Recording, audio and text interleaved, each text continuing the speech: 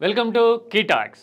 విరాట్ కోహ్లీ పేరుకి తగ్గట్టే విరాట్ స్వరూపాన్ని క్రికెట్ ప్రపంచానికి చూపించిన మోడర్న్ గ్రేట్. వైట్ బాల్ క్రికెట్లో ఇంకెవరికి సాధ్యం కానంత వేగంగా పరుగులు చేయడము, అక్రాస్ ద గ్లోబ్ ఏ కండిషన్లో అయినా స్కోర్ చేయడము, మ్యాచ్ విన్నర్గా నిలవడం విరాట్ కోహ్లీ ప్రత్యేకత. అందుకోసమే one of the finest players of the game అయిన మాట వాస్తవం. అయితే విరాట్ కోహ్లీలో ఒక యావరేజ్ ప్లేయర్ కూడా ఉన్నాడు. విరాట్ కోహ్లీకి లెక్కలేనన్ని వీక్నెస్లు ఉన్నాయి. ఆ వీక్నెస్ల నుంచి బయటపడలేని బలహీనతలు కూడా ఉన్నాయి అని ప్రపంచానికి చూపించిన ఫార్మాట్ టెస్ట్ క్రికెట్. డీటెయిల్ గా చూద్దాం. This is key talks for you.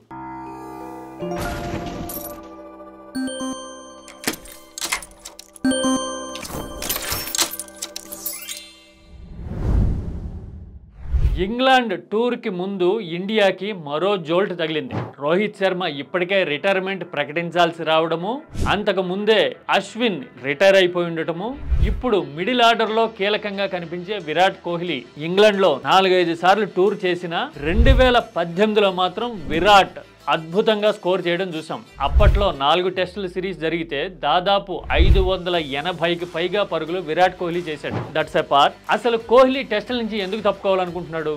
ఇదే చాలా ఇంట్రెస్టింగ్ పాయింట్. విరాట్ కోహ్లీ 2019 తర్వాత టెస్ట్ క్రికెట్లో స్ట్రగుల్ అవుతూ ఉన్నాడు. ఒక బిలో యావరేజ్ బ్యాట్స్మెన్గా ఉన్నాడు. బిలో యావరేజ్ అని ఎలా అంటారు విరాట్ కోహ్లీని? 32, 33 మాత్రమే యావరేజ్ ఉన్న హయ్యర్ మిడిల్ ఆర్డర్ బ్యాట్స్మెన్ ని యావరేజ్ అని అంటాం. ఎస్, విరాట్ కోహ్లీ ఇలాంటి యావరేజ్ స్టేజ్లోనే ఉన్నాడు. 1-2 సీజన్లు కాదు, ఏకంగా 6 ఏళ్లుగా ఇదే పరిస్థితి. 2019కి ముందు ఒక 3 ఏళ్లు విరాట్ కోహ్లీ రెడ్ హాట్ ఫామ్లో ఉన్నాడు. 2016, 17, 18 సీజన్లలో ఓవరాల్గా 75 యావరేజ్తో 3500కు పైగా రన్స్ చేశాడు. ప్రతి సీజన్లోనూ అదరగొట్టాడు అనిపించాడు. కానీ ఆ తర్వాత మాత్రం వరుసగా వీక్నెస్లు బయటపడ్డము, స్లిప్లో క్యాచ్లు ఇవ్వడానికే క్రీజ్లోకి వస్తున్నట్టుగా ఆడడం మొదలుపెట్టాడు. రీసెంట్గా ఆస్ట్రేలియా టూర్లో ఒక సెంచరీ చేసినా కానీ that was also not a very confident one అని అందరికీ అనిపించాడు. అందుకోసమే విరాట్ కోహ్లీ ఇక తప్పుకోవాలి అనే నిర్ణయానికి వచ్చినట్టు కనబడుతున్నాడు.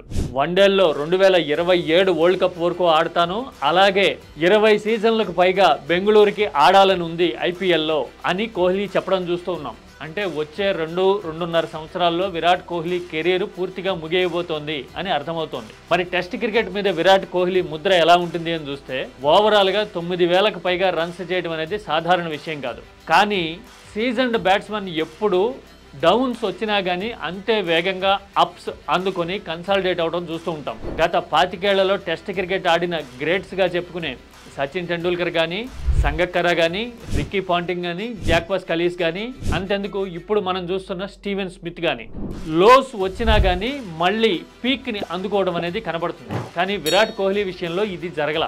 120కి పైగా టెస్టులు ఆడితే అందులో 68 టెస్టుల్లో కోహ్లీ కెప్టెన్గా ఉన్నాడు. 40 టెస్టుల్లో కోహ్లీ కెప్టెన్సీలో ఇండియా గెలిచింది. ఇది world class record. South Africa captain Graeme Smith top పొజిషన్లో ఉంటే Ricky Ponting, Steve Waugh second, third పొజిషన్స్లో ఉంటారు.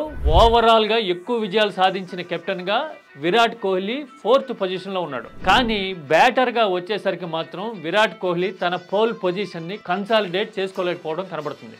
దీనికి కారణం ఏంటి? Feel free to comment. This is key talks for you.